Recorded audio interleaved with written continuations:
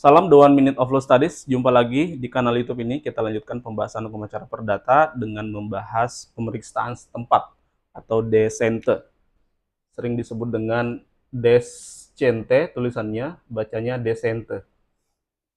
Baik, kawan-kawan sekalian, dalam proses pemeriksaan perkara perdata, jika objek perkara itu berupa benda atau kebendaan, maka hakim dapat memerintahkan dilaksanakan pemeriksaan setempat untuk memastikan kebenaran objek tersebut, meliputi keberadaannya, letak dan batas, luas, terus kondisi saat ini, dan hal-hal lain yang berkaitan dengan objek dimaksud. Nah, kawan-kawan sekalian, pemeriksaan setempat ini pada dasarnya merupakan sidang pengadilan, ya, rangkaian dari proses persidangan juga, yang teknisnya nanti akan kita jelaskan di bagian bawah. Tapi sebelum itu, perlu kita ketahui terlebih dahulu, apa sih dasar hukum pemeriksaan setempat. Pemeriksaan setempat itu diatur dalam pasal 153 HIR dan pasal 180 RBG, ya. HIR ini untuk Jawa dan Madura, RBG ini aturan hukum acara perdata untuk luar Jawa dan Madura. Kemudian pemeriksaan setempat juga diatur dalam pasal 211 sampai dengan 214 RV. Jadi meskipun RV ini pada dasarnya sudah tidak berlaku lagi, namun karena beberapa norma atau aturan yang ada di dalamnya bersifat melengkapi dan tidak diatur dalam HIR RBG, maka untuk kepentingan tertentu menutupi kekosongan hukum, kekosongan aturan hukum acara, beberapa ketentuan dalam RV tetap digunakan. Nah, kalau kita perhatikan isi dari pasal 153 HIR, 180 RBG itu tidak lebih lengkap dari pasal 211 sampai 214 RV. Pengaturan mengenai pemeriksaan setempat dalam RV jauh lebih lengkap dibandingkan HIR dan RBG. Kenapa? Karena dalam RV ini diatur pula mengenai pendelegasian, ya, pendelegasian pemeriksaan setempat jika dalam suatu perkara itu terdapat objek yang letaknya berada di luar yurisdiksi pengadilan yang memeriksa dan memutus perkara tersebut. Sehingga ketentuan pasal 211 sampai 214 RV ini dalam beberapa hal untuk kepentingan beracara itu masih digunakan sebagai dasar hukum bagi hakim, ya, untuk menutup celah kekosongan pengaturan hukum terkait dengan pemeriksaan setempat. Lalu kawan-kawan sekalian, yang perlu dipahami berikutnya adalah apa tujuan dari pemeriksaan setempat. Pada prinsipnya ada 3 tujuan dari pemeriksaan setempat. Yang pertama, memperjelas objek perkara. Apa yang diperjelas? Yang pertama tadi letaknya, kondisi. Kondisi ini biasanya untuk barang bergerak, ya, motor, mobil, dan sebagainya. Bisa juga untuk barang tidak bergerak, tetapi mostly kondisi ini biasanya berkaitan dengan kondisi barang bergerak. Lalu luas, batas, ya, ini biasanya untuk pemeriksaan tanah dan bangunan. Juga terkait dengan status kepemilikan. Makanya dalam pemeriksaan setempat itu biasanya hakim juga akan menanyai warga sekitar atau mungkin perangkat desa, lurah, perangkat RT RW terkait dengan status kepemilikan objek tersebut. Apakah dalam beberapa waktu terakhir ada peralihan hak atau ada situasi-situasi lain yang diduga berakibat bahwa hak milik tersebut tidak sepenuhnya lagi atau telah beralih hak dari yang semula dianggap dimiliki oleh penggugat dan tergugat, kemudian menjadi milik pihak lain. Yang kedua, sebagai bagian dari pembuktian. Jadi hakim dalam memeriksa perkara akan mengadili setiap bagian gugatan, ya, termasuk objek-objek yang ada di dalamnya, memeriksa bukti, surat, dan saksi. Nah, akan tetapi pemeriksaan ini seringkali dianggap masih kurang karena untuk mengetahui keadaan faktual dari objek perkara perlu dilakukan pengamatan langsung atau turun langsung ke lokasi melihat bagaimana sesungguhnya kondisi dari objek yang sedang disengketakan tadi.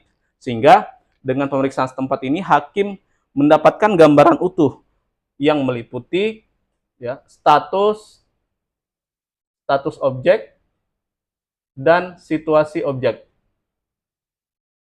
Nah, status objek ini dengan pembuktian surat dan saksi bisa diketahui, tetapi situasi faktual dari objek umumnya dapat diketahui oleh hakim melalui pemeriksaan setempat. Itu tujuan kedua dari PS, pemeriksaan setempat. Yang ketiga adalah dengan pemeriksaan setempat, hakim punya dasar untuk memutus perkara. Jika misalnya perkara itu dikabulkan, maka putusan itu tidak ilusor nantinya, tidak hampa, karena sudah dipastikan bahwa setelah dilakukan pemeriksaan setempat, objek tersebut benar-benar ada, milik dari para pihak atau salah satu pihak, dan dapat dieksekusi.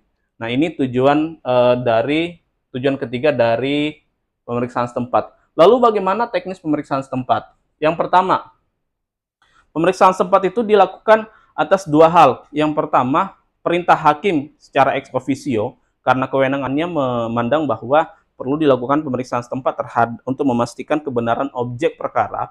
Atau yang kedua, dilakukan atas dasar permintaan para pihak atau salah satu pihak supaya menjadi terang keadaan sesungguhnya dari objek yang sedang disengketakan tadi.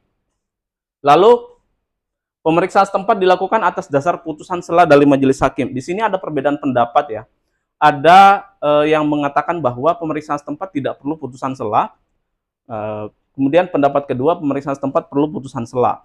Kalau saya berdiri di pandangan bahwa pemeriksaan setempat itu perlu putusan sela. Kenapa? Karena pemeriksaan setempat ini berpengaruh terhadap pembuktian, berpengaruh terhadap hasil akhir dari putusan hakim. Sehingga dalam doktrin hukum acara, jika hakim akan melakukan suatu tindakan dalam kaitan dengan pemeriksaan perkara yang berpengaruh terhadap pembuktian dan atau putusan akhir, maka diperlukan putusan sela sebagai dasar pelaksanaannya. Lalu yang ketiga, kepada siapa dibebankan pemeriksaan setempat itu? Jadi pasal 214 RV menyebut bahwa biaya pemeriksaan setempat itu berupa ongkos jalan. Ini yang perlu penafsiran lebih jauh ya, ongkos jalan itu seperti apa. Akan tetapi dalam praktek, ongkos jalan itu meliputi biaya sewa mobil atau kendaraan menuju tempat atau lokasi, termasuk juga biaya untuk transportasi para saksi atau pihak-pihak yang diminta untuk menghadiri dan melihat langsung proses pemeriksaan setempat tersebut. Nah, penentuan biaya atau ongkos jalan ini ditetapkan menurut kepatutan ya, menurut ukuran-ukuran yang rasional sehingga pemeriksaan setempat itu dapat dilaksanakan. Kepada siapa beban itu kepada siapa biaya ini dibebankan? Hakim membebankan biaya pemeriksaan setempat itu menurut pertimbangan yang rasional. Misalnya, jika salah satu pihak dikategorikan sebagai berada di bawah berada di bawah garis kemiskinan atau misalnya dengan ekonomi lemah, maka hakim dapat membebankan sementara waktu biaya pemeriksaan setempat itu ke pihak lain yang dianggap lebih memiliki tingkat ekonomi yang lebih baik. Kemudian boleh jadi juga hakim membebankan biaya pemeriksaan setempat tersebut kepada penggugat selaku pihak yang menginisiasi adanya perkara ini. Akan tetapi pembebanan kepada penggugat ini jika perkara itu di luar perkara perceraian, maka nantinya akan dibebankan lagi kepada pihak yang kalah. Sehingga jika misalnya nanti penggugat yang dimenangkan, maka biaya yang telah dibayarkan oleh penggugat itu wajib diganti oleh tergugat sesuai yang dituangkan dalam amar putusan akhir tadi. Bisa jadi juga biaya pemeriksaan setempat ini dibebankan secara tunggung renteng kepada penggugat dan tergugat. Jika salah satu pertimbangannya adalah jika objek tersebut senyatanya atau menurut dugaan hakim itu dimiliki oleh penggugat dan tergugat. Contoh misalnya dalam gugatan harta bersama itu maka bisa dibebankan kepada penggugat dan tergugat. Nah, kenapa dibebankan kepada penggugat dan tergugat? Karena dalam perkara harta bersama sesungguhnya tidak ada pihak yang sepenuhnya menang atau sepenuhnya kalah. Sehingga secara dari sisi rasio legis beralasan bagi hakim untuk membebankan secara tanggung renteng.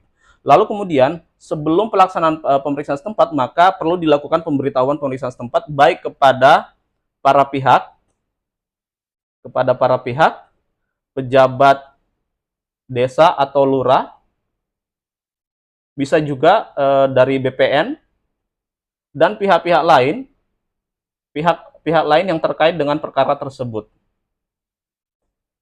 Pemberitahuan ini penting supaya masyarakat di sekitar tahu dan tidak ada kegaduhan. Jangan sampai adanya petugas pengadilan membuat situasi di lokasi yang akan dilakukan pemeriksaan menjadi gaduh dan berakibat tidak lancarnya pemeriksaan setempat.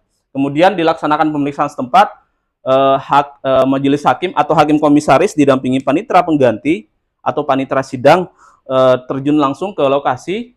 Sidang biasanya dibuka di kantor kelurahan, lalu kemudian diskors, kemudian majelis hakim atau hakim komisaris turun ke lapangan melakukan pemeriksaan secara langsung, mengecek lokasi, kemudian panitera sidang mencatat berita acara, dan nantinya akan ada gambar situasi ya di dalam berita acara tersebut sebagai kelengkapan dari berita acara pemeriksaan setempat.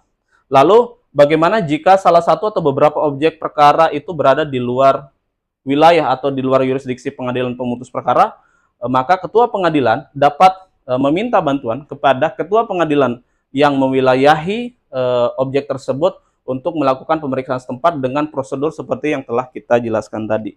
Jadi rekan-rekan, itu tadi secara singkat penjelasan mengenai pemeriksaan setempat. Mudah-mudahan bermanfaat. Jangan lewatkan episode-episode berikutnya di kanal YouTube The 1 Minute of Law Studies. Salam literasi.